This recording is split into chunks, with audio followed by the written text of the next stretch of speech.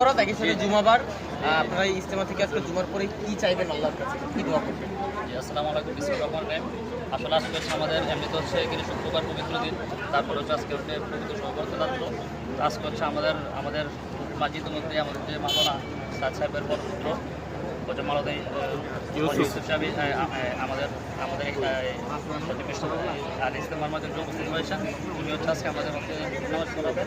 আর আজকে আমাদের হচ্ছে জুমার নামাজের মাধ্যমে আমরা চাইব যে আমাদের পুরো দেশ এবং সারার জন্য যাতে কল্যাণ বয়ে আনে, আর হচ্ছে সবাই যাতে হচ্ছে সুখে শান্তিতে থাকতে পারে দেশে।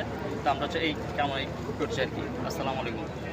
সাকিব ভাই জুমার পরে ইন্টারভিউ নেন এবং বৈষম্য ছাড়া যাতে আমরা সুন্দরভাবে সব ইজতেমা করতে পারি, ঠিক আছে।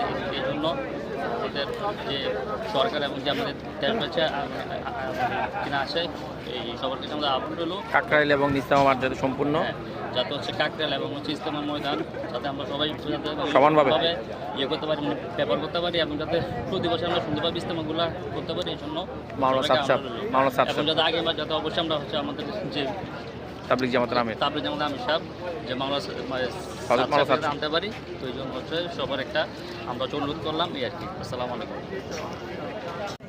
মাধ্যমে আমাদের পুরো দেশ এবং সারা বিশ্বে এই মানুষের মধ্যে শান্তি এবং কল্যাণ ছড়িয়ে পড়ুক। আর হচ্ছে আমাদের